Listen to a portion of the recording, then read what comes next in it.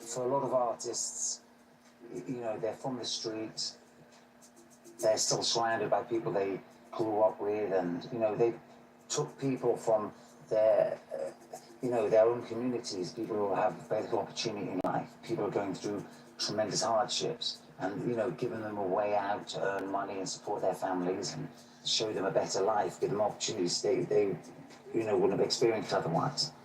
And some of that hood stuff still surrounds you. Wayne's gangster lifestyle finally caught up with him when he was arrested for possession of a handgun after a gig in New York City. Well, New York is infamous for having something called the hip-hop police, and they've had it for about, I want to say, 10 years or so. It's a rough estimate. And, when, obviously, Manhattan is a very kind of small place, so, when a big rap star comes in to New York, it's pretty obvious. There's only a few venues that he can play. So I think the excuse was that they smelled marijuana coming from Wayne's tour bus, which is like the most absurd thing. It's yeah, obviously, if you didn't smell marijuana from Lil Wayne's tour bus, something would be going terribly wrong. So they came on board and found a bag that had a pistol in it that was closest. It was registered to his manager, but it was closest to Lil Wayne, so they charged him with possession of a weapon. Obviously, Lil Wayne has the ability at this point in his life to have about 20 people take the rap, but I think that, they were out for Wayne. People did feel like it was unjust, but at the same time, people thought that why wasn't there someone else in his team who could take the bid for him? But Wayne stood up and said that it was his, pleaded guilty, and so that's also put into the hip-hop community that it's to man up to what you've done. And so people did disrespect that he had to do what he had to do for being caught with weapons, and that was go to prison for a year.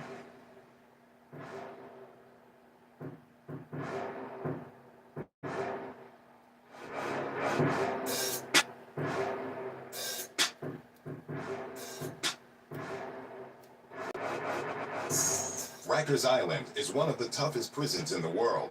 It houses over 17,000 inmates and has been home to some of America's most notorious criminals and some well-loved celebrities, such as Tupac Shakur, DMS, and Sid Vicious. With such epic support from his fans, Wayne managed to turn his sentence into a chance to reflect on his success and his situation. Wayne reflected on his life and decided to make some changes to his lifestyle. While locked up, he had a job as a suicide prevention aide.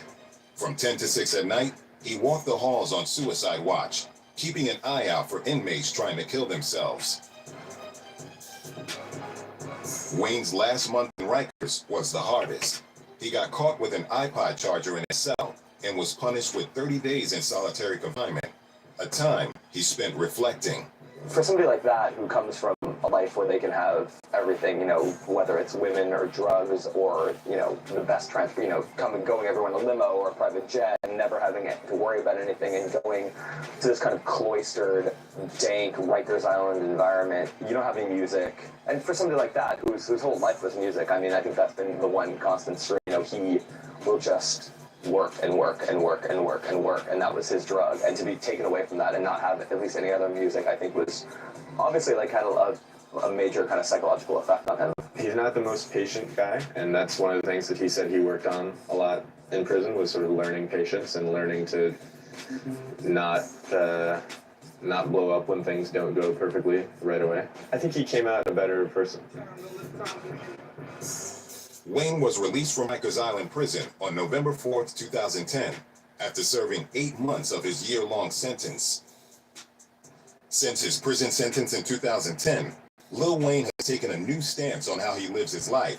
He revealed that he is a practicing Christian and regularly reads the Bible, and maintains that his faith is incredibly important to him, regardless of public opinion. He read all of the major religious texts. He read the Bible. I think he read some of the Quran. He read Confucius. He read the Tao Te Ching. It's easy to see why this is the man who claims, "I've never been afraid of anything but God." For a while, Wayne started on the right path. He continued to put out music and released several albums that went platinum. His 2008 album, The Carter 3, has gone 8 times platinum since its debut. Similarly, the much-anticipated Carter 4 went 5 times platinum, selling over 3 million copies worldwide.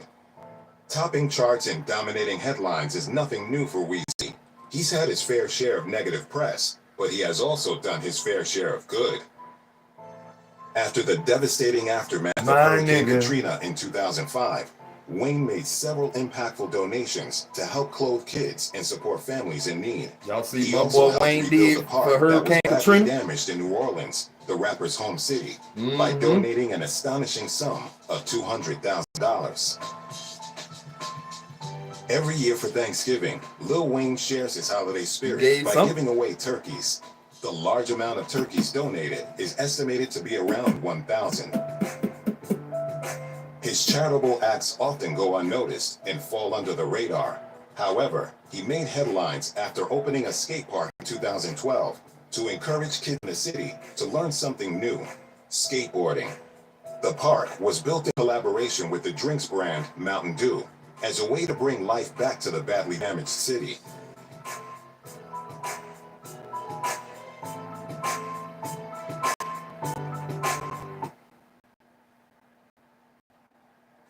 On a very special TV Dad. I didn't mean.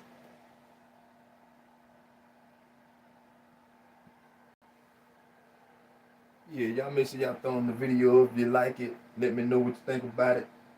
Little commercial break. And we gonna get back to the show. For sure.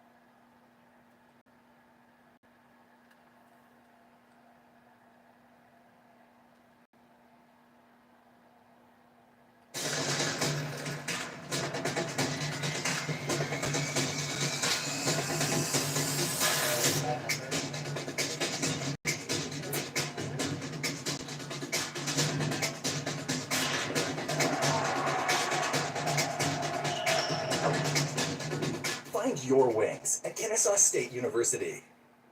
Wonder where the TARDIS will take us next.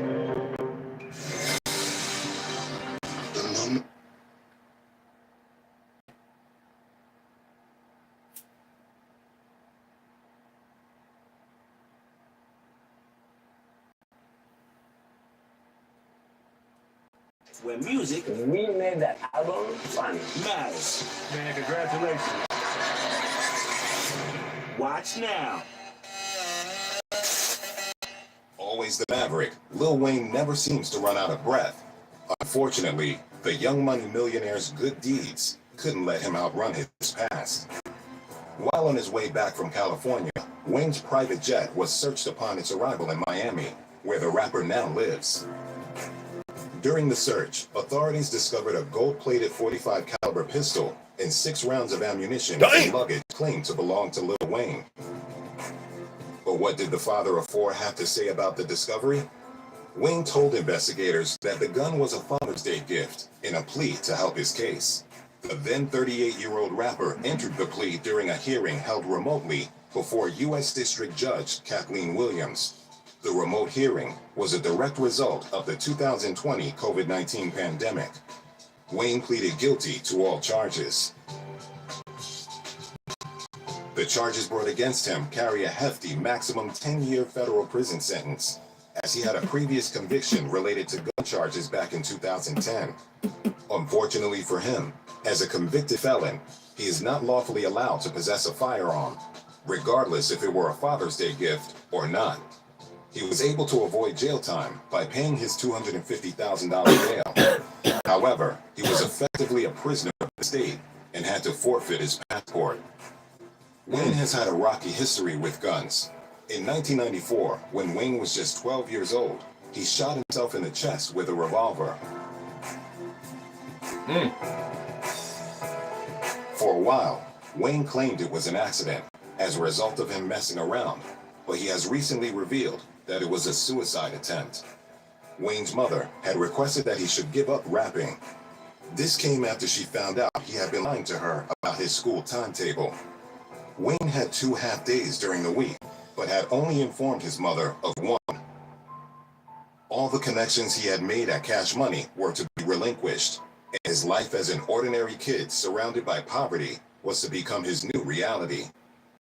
After pulling the trigger, the bullet missed his heart by only a few inches and sent Wayne onto his back.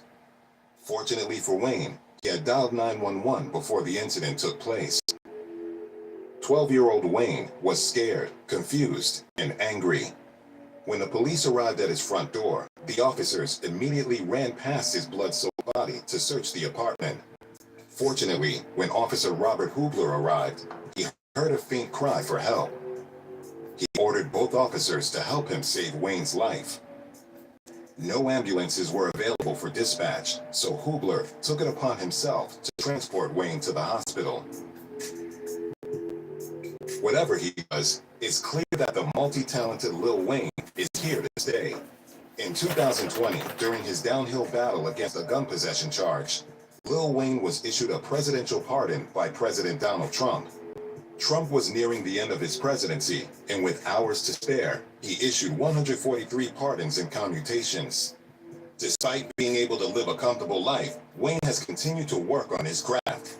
While working on his album titled The Carter 5, he announced the name of his next project. The project titled Funeral would be his 14th studio album.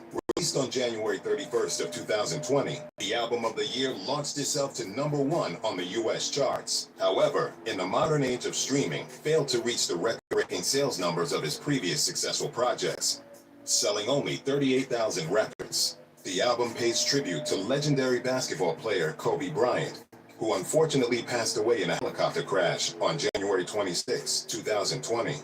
In an interview with Vibe magazine, Lil Wayne elaborated on his new process for creating an album. He said he loves the difficulty of trying to fit in with modern music. He expressed that he's aware of the change in music tastes and is excited to try new things in the studio to see what he can come up with. Despite announcing in an interview in 2011 that he planned to retire at the age of 35, Wayne has continued to work hard, solidifying his name, not just in rap history, but in music culture as a whole. Whether shaping the future of hip-hop, speaking to his fans from a jailhouse, or simply proving himself the master of freestyle rap, Lil Wayne is constantly reinventing himself. Want your clothes to smell freshly washed all day without heavy perfumes? Now they can